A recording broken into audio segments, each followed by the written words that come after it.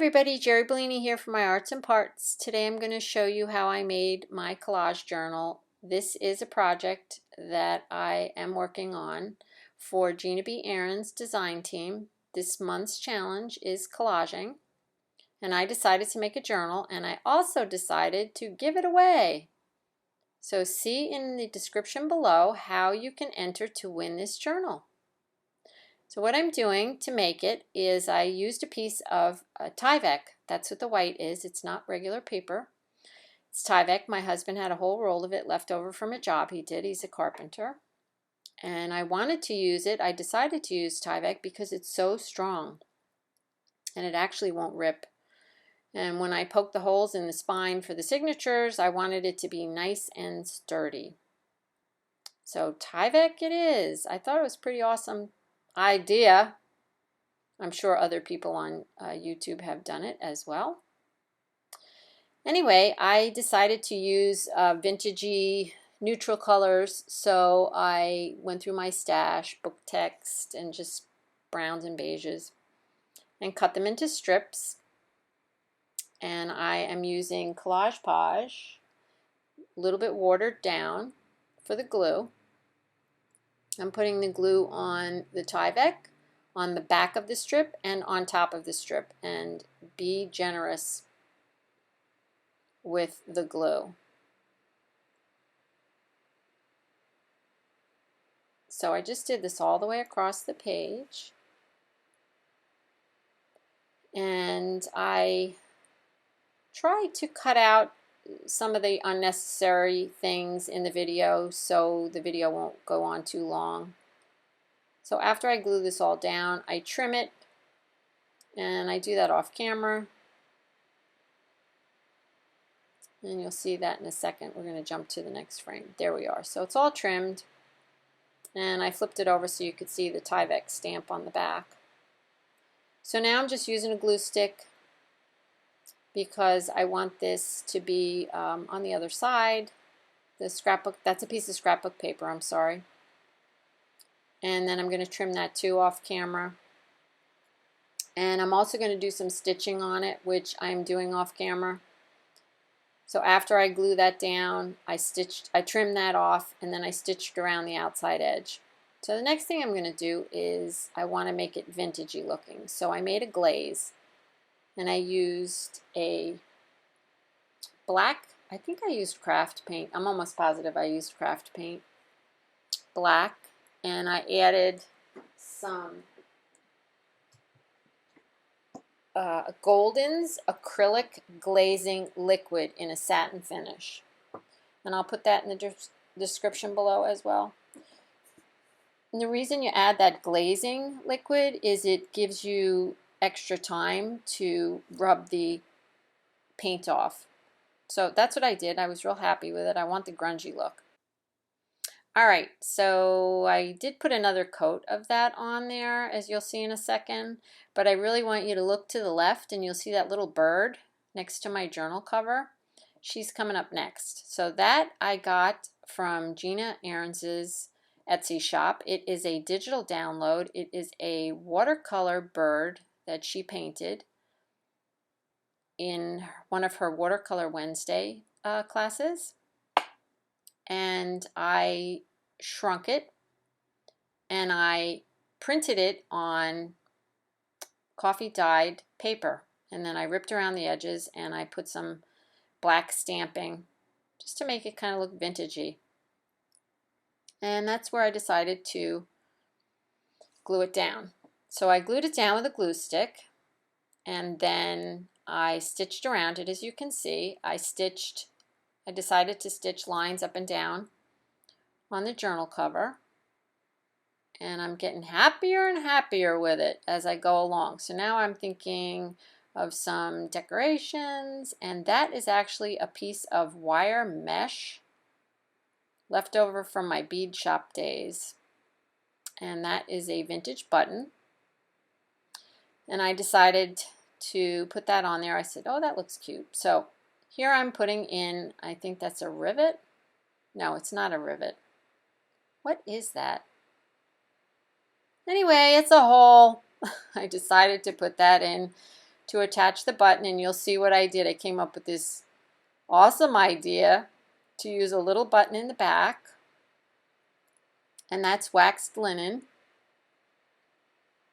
that I'm using. Black wax. Say that 3 times fast. Black wax. Anyway, it's black waxed linen, and I put it through a 2 or 4 hole button, went through the hole, tied it down. Now I have this nice string to attach my vintage button to the front cover. And then I had some charms, you're going to see those in a second, that I decided to tie to the end of the blaxed. See, I can't even say that right. Blaxed the cord. Anyway, one of them says, handmade with love. So there you have it. I just tied them on. A little sun. Little moon, whatever that is. Isn't it cute? Made with love. So I decided to put another one of those whatchamacallits in the back and did the same thing. So now I can close the cover. See, and I can wrap that around to keep it closed. All right. So the next thing I did was decide on the paper I wanted to use. I was real happy with that so far. So I decided to go with a Strathmore toned tan sketching paper, and I actually cut out 10 sheets, which I did off camera. And after I cut the sheets out, you can see I'm trying to show you the signature. I used my Zutter. I love this, Distress It All. And it distresses the edges. I love that look. And I thought it would go really nice with my vintage book. So that's what I did, distressed them all. And it's only one signature in this book, and there's 10 sheets of paper in the signature. So it's going to be like a little booklet. Cute, right? So now I'm going to show you how I stitched it. And it's so simple, basic. And if you want to know how to make books, I'm sure there's much better tutorials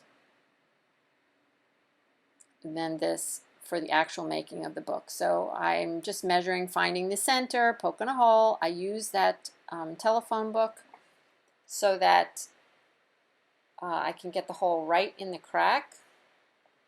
There's my wax linen, and I'm just going to do a quick little stitch, and I'm going to cut out a lot of that so you're not going to see all that. So I just go in from the center, out through the middle, and then I go up into the hole there, or down, back into the signature.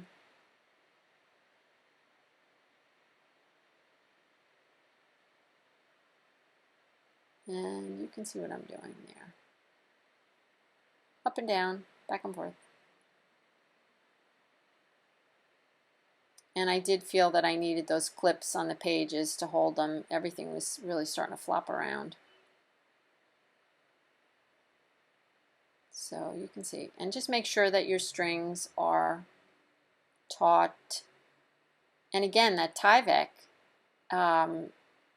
it's awesome paper. It's not going to rip if you tug on that a little bit. So I was really happy with the way that came out. That's it. Just tied a little knot in the inside and trimmed it off. And you can stitch that the opposite way so that the ends would be on the outside, and you can hang dangles on. I just didn't feel like doing that today. So that's it. I decided not to put any lining on the front or back cover because I liked seeing the stitches. But the next thing I did decide to do was, you see those words on my table back in the background? I love the words, and they came from Gina's Etsy shop as well. I use them in almost all my projects. And that is leftover glazing liquid that I was using to glaze the cover, and I just went around and did all the words, just ripped out a bunch of words, and then let that dry.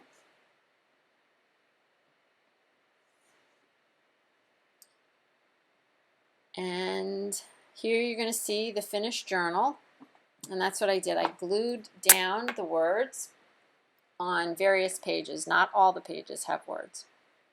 I think there's about 10 words in there, maybe 12. And I just glued them down randomly. I'm in love with this journal.